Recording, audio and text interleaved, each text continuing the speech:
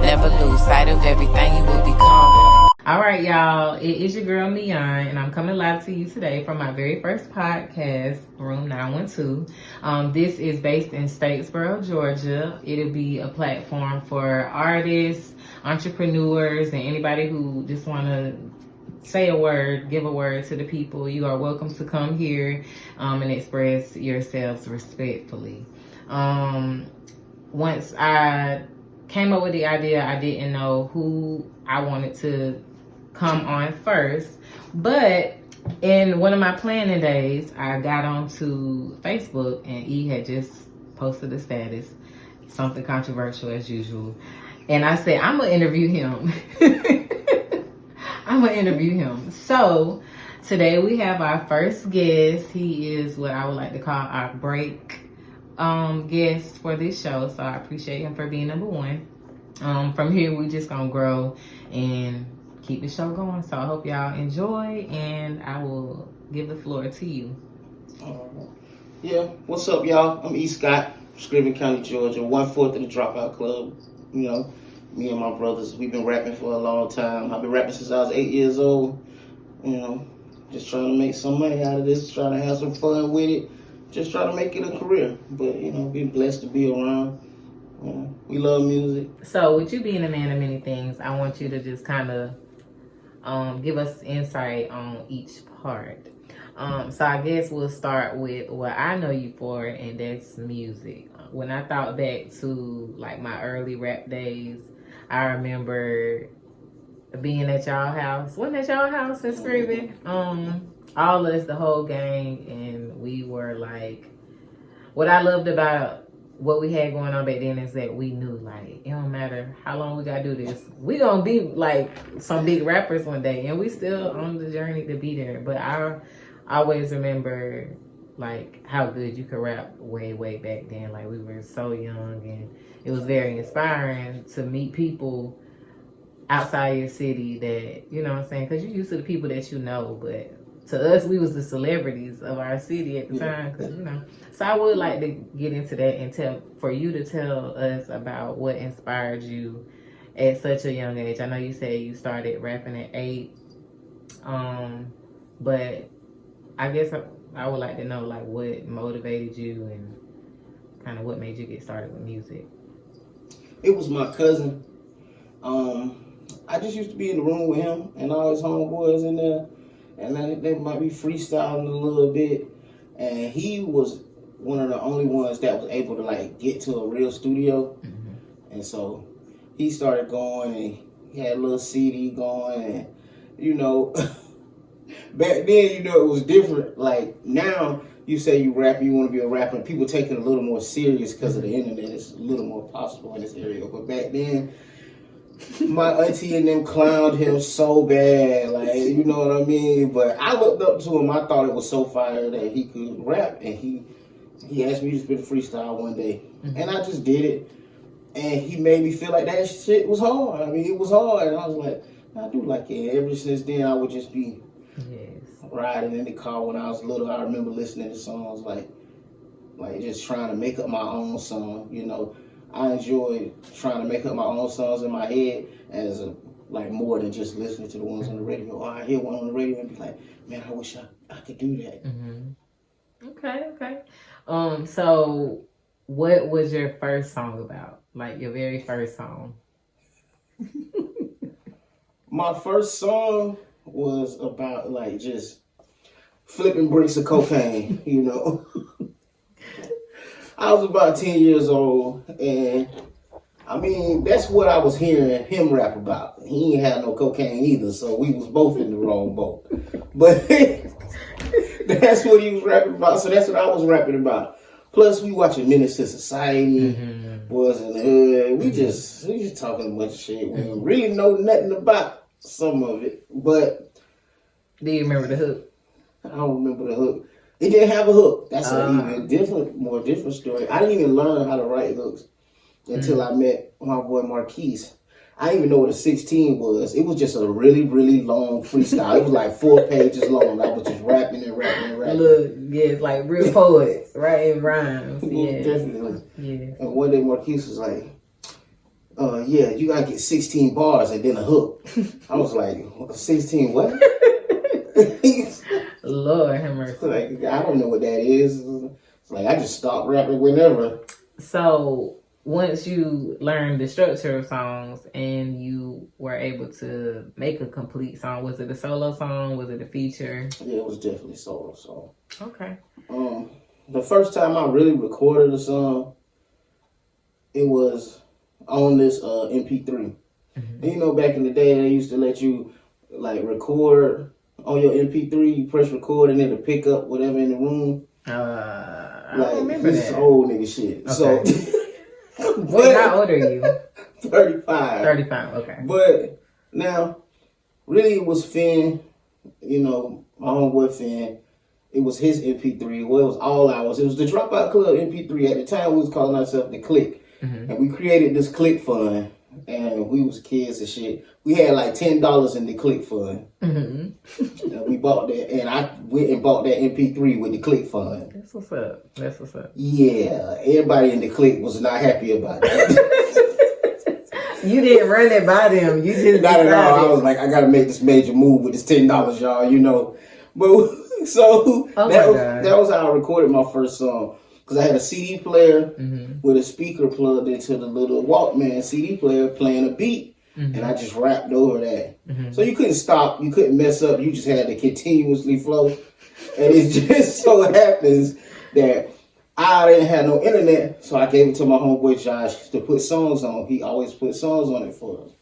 So one day he played that song. And he was like, "This you?" I was like, "Yeah." He was like, "Shit, kind of tight." I was like, yeah, put something else on there. Aww. I don't want to talk about this song. Aww. So the next day he was like, "Hey man, I let one of the homeboys hear that song. He liked it too." And then he let a few more people hear it, and they liked it. So he was like, "You should do a whole CD on this MP3 player, man." So he was like, "I'm gonna get you some beats," and he got me some beats. And I just recorded a song to every one of them and gave them back to him. And he was like, "Man, this is hard." Oh, first CD was the That's what's up. And how old were you then?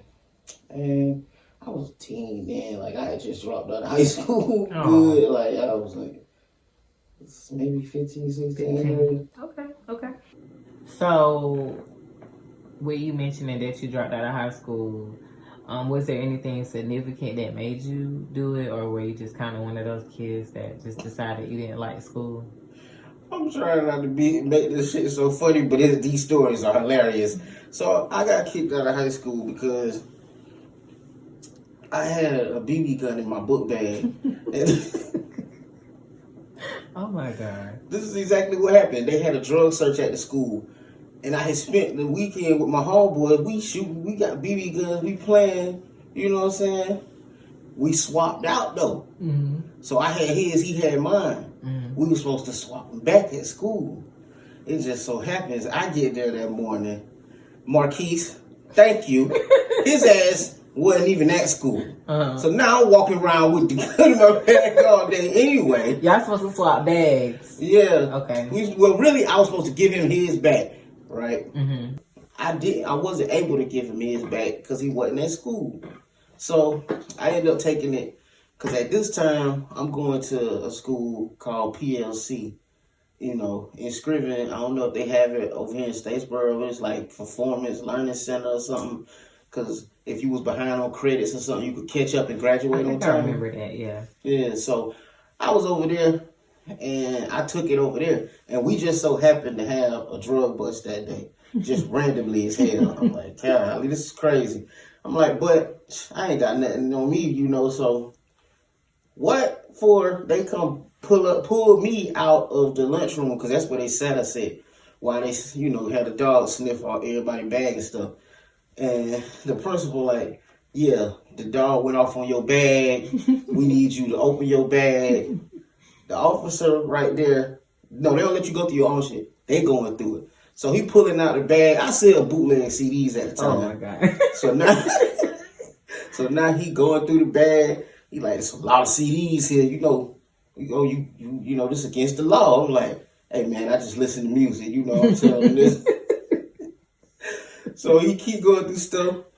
I got remember everybody used to have magazines, so I got double XL magazines and stuff. You selling them? No, I had like 2 of them. This the crazy part.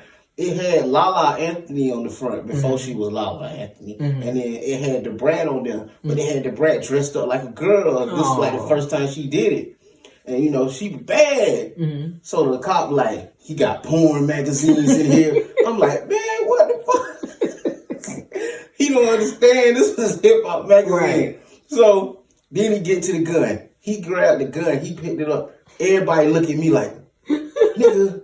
You know what I'm saying? Everybody, the teacher, him, the other cop, they like, is this real? I said, hey, nah, it ain't real, man. He like, if I saw you in the streets of this, I would have shot you, man. So they took me to jail. It was so fucking crazy. So you weren't able to go back to school after that? I had a tribunal, which is basically like a trial for like kids in high school and all the principals and stuff there. And I'm just telling them like, hey man, you know, I told them what happened, but they didn't really care. They was like, nah nigga, you getting kicked out for the whole school year. I was already behind on credits. So on that ride home, my mama just looked at me and said, well, Marquel, you might as well get your GED. For real. She was like, because it's going to put you behind anyway. Like, don't worry about it. Don't even bother. So I signed up for OTC and got my GED. Period. That was cool. We're going to put the applause right there. Okay. Let's see. Now that we made it through you went to school, you was going into your artistry and becoming who you are. Now you got your GED or your process to get your GED. What was that like in Scriven County as somebody who discovered that they like rapping? So was that still like the forefront of your plan, or were you like, okay, after I get my GED, I want to go do this or I want to go do that? I was pretty smart. They, you know, the teacher said GED school, because she was like, you got high scores. Anybody else scored on GED tests up here? That's what's up. And I had recently passed plus every part of the graduation test, so I was feeling kind of smart, but not really, because I got kicked out of school. So I'm mad. But the teacher was so nice at the GED school, she made me want to go to college because she believed in me so much. So I really did it for her. I didn't want to. I ended up going to school for computer networking, and the whole time I was in class, all I did was I took the little $500 voucher they give you, because if you go to Ogeechee Tech and you got your GED from them, they give you an extra $500, but you can only spend it on Ogeechee Tech shit in the school. Like in the store. Yeah, so I'm in the bookstore buying pizzas and right, I'm about to say snacks, right? That's like a food stamp card in school. Yeah. And I used it to buy a whole bunch of notebooks, and I sat in class and just wrote raps in the notebook all day. Up. They paid for your investment. So I'm failing the class, but these raps is fire. That's what's up. That's what's up. And so at this point, have you developed a rap name, or are you just still yourself? Yeah. At that point, I'm Easy Money. Easy Money. Easy Money. Who came up with that name? At first, it was just like, I was on Bebo, and my name on Bebo was Easy Baby. Okay. And it was just because I was a big Lil Wayne fan, and I used to love when he go, Weezy Baby. Yeah, you know, it was it sounded cool. Yeah. So I just did it for that purpose. But I was like, I can't be Easy Baby. And Josh gave me the name, so you should be Easy Money. And then we Googled up how to spell it, where it wasn't spelled like nobody else's. Gotcha. That's just how I did it. Oh, okay. Good. So I know you also have a brother that raps with you. At this point, was he involved in your rapping, or were you kind of the only one doing it? How was that at home? Like, how was your support at home with your music, and how was your rap relationship with your brother? The odd part about rapping with my brother was, at the time, none of us really looked at him as a rapper. You know how Nelly them had the St. Lunatics, and they had that nigga that be dancing in the back with the mask on. Like, he didn't rap, but I don't know about he didn't rap, but if y'all know, if you remember the St. Lunatics, somebody, when we was little, we used to see him. And that was really Malcolm's role. Like, he didn't rap at all. But what happened was, one of our homeboys, Marquis stabbed a nigga. So we was down the nigga in the crew, and Malcolm just kind of started rapping to take Marquis' place. Oh. You know, and that's how he got in the group, really. So Marquis was locked up for 2 years. We like, damn, Malcolm took his place real quick while he was locked up, you know. Came home to a whole new group member. Yeah. That's what's up. Okay. Your parents, how did they feel about at this point, now that you got your GED? You working now?